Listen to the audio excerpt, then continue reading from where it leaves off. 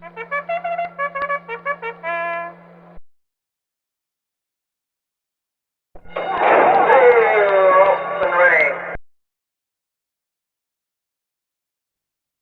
again. Welcome back to Billy Ho's Sports.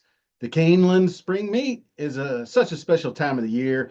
April 5th, we're going to crown the Bluegrass Stakes champion and award that horse with 100 points and a bid to Derby 151. Today, we're going to break down the field. We don't have past performances yet, but we do have the post draw finally. So we're just going to use our own heads, and then we're going to use these race replays and what we've seen. I've seen a ton of these horses, so I pretty much know where we're at right now with them, and then we'll deep dive later in the week with more coverage on late pick fives and all that kind of good stuff. So we are giving away a vintage Derby glass. I'm sending one on the way today to a lucky winner. So those of you who watched my Derby video earlier in the week, I posted the winners. So just hit me up in the emails and I'll get your glass to you. So to win the glass, you're just going to have to post in the comments the winner of the race and be the first to do so. And also, you have to be a subscriber, but that's free to do, super easy. Click the subscribe button. Takes a second. Then there's a like button with the thumbs up right next to it. Click that one too. You're all set. Let's get it started. Oh, FYI, keep an eye on the weather. Our area is getting ready to have more storms. We had a horrible storm Sunday night. Luckily for us, it blew through very fast. But this time around, Wednesday, supposed to be pretty intense. But Lexington, just to the northeast of us, Thursday through the weekend, it's thunderstorms all the way through. So they may try shuffling things around. I don't even know, moving it to Sunday or Monday, or just cancellations. And they might even push it back to the following Saturday. I don't know yet, but just keep that in mind when you're looking at the races. So we're going to begin with number one, River Thames. Ran a pair of fiery opening races for Todd Pletcher, and then he stepped up big time in the Fountain of Youth, did everything right but win the race. He was leading down the stretch, he pressed the pace, but just couldn't hold off Sovereignty, came in there and got it done. Son of McLean's Music is becoming a very interesting Derby trailer and should be probably one of your top two or three on the tote board this weekend. So River Thames getting that one slot. Not sure if that's going to be an advantage or not at this distance, but we'll see later on in the week. Number two is Render Judgment. This might be Kenny McPeak's only shot at an entry. I've seen he's had several, but I don't recall any of them really having any big showings. This one was third in the gun runner, and I actually liked that horse as a sleeper pick in that race. I backed him there.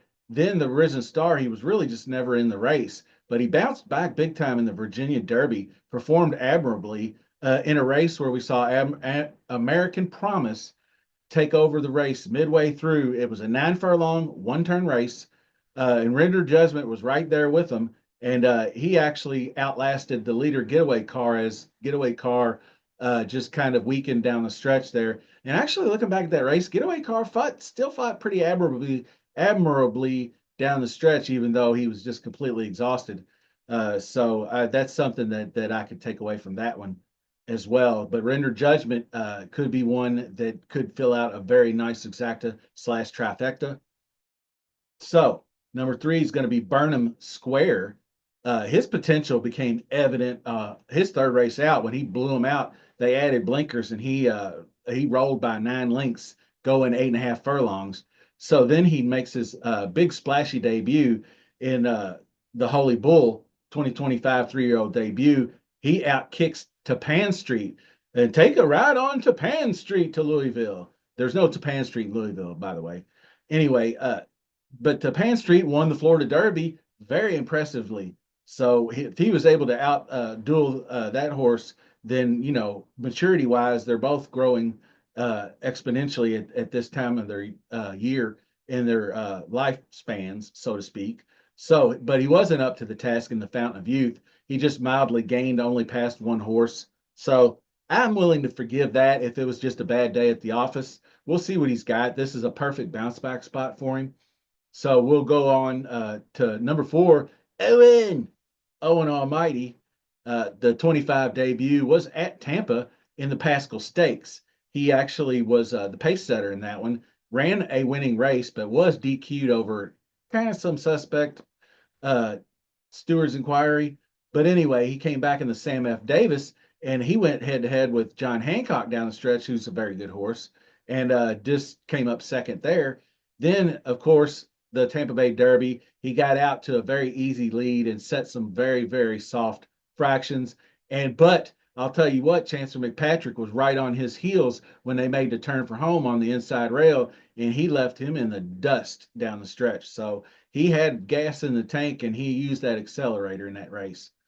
So Owen Almighty's still a good horse. Just because he took advantage of the pace that was given to him doesn't mean that you can knock the horse for winning the races that he's in. That's just my humble opinion.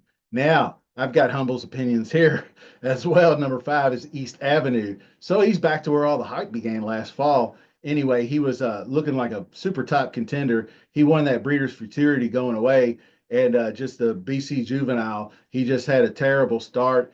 So everybody said, okay, we could forgive you there. You almost fell down out of the gate, never in the race, so we'll toss that. Well, he went right back in the Risen Star. That was not a toss race. When you look at the comments section, you don't want to look over to the right and read the words folded in the comments, because he was right there around the stretch with Magnitude in second, third place. And right when they were just making that final turn to hit the straightaway, he was done. It looked like he blew a tire. And then all T-Gaff could do was just try to get out of the way and pull over to the side of the road and call AAA, because he was done. So it's now or never for Brendan Walsh and this horse. So we'll see what he's got.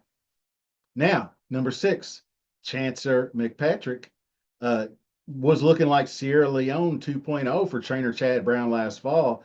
I mean, he was the closer ripped through New York, won both the Hopeful and Champagne Stakes. So he was a 2-time Grade 1 champion by the time they got to the BC Juvenile, which was a very unfavorable pace for him because it was just soft enough to allow Citizen Bull to run away with it. And he just couldn't get in. He just didn't have the horse to compete in that kind of race. So he is kind of going to be pace dependent, so to speak, unless he's done something different in the off time. But he did debut at Tampa. And once again, the race we talked about, the Tampa Bay Derby, that pace was even worse. And but he did have Pratt got him up close. I think Pratt recognized the deal, but he still just couldn't get there. Owen Almighty was just too much for him. But it was still a good effort. So I feel really good about him in this race, by the way. I think he's got a real chance to do what Sierra Leone did in last year's Bluegrass, is to come down the stretch, maybe not mow everybody over while he's lugging into the rail, but just come down to stretch and take it at the end. So number 6 is Chancellor McPatrick. And number 7, we have Admiral Dennis, and looking to get back on the right track for Brad Cox. Was the favorite in the Gun Runner, but he fell short there. Then he ballooned to 18-1 in the Rebel Stakes, got off slow, fell to the rear, managed to rally up for 6. So I don't really know what he can do, but I'm sure Cox is going to have him ready as he can be. So he's probably not a horse I'll have any interest in. But right now, before really deep diving past performances and all that good stuff, which I will do, and we'll have more later in the week. But much like Sierra Leone, I think Chancellor should have enough pace, hopefully have enough pace to get there this time. And he's my top win contender now. But I think the River Thames, and I think Owen Almighty's still there. I think Burnham Square is going to be a bounce back candidate. One of those 3 is going to be taking command of this race, and they're going to be the ones that McPatrick's going to have to run down in the stretch. And Keeneland, not the super longest stretch in the books, but maybe long enough. It was long enough for Sierra Leone last year, so we'll see how it goes. But that's all I've got for you today. So just remember to post your winner in the comments section to be eligible, subscribing also, to be eligible for the prize. And then we'll be back later on in the week with much more content. Appreciate you watching. We'll catch you at the finish line.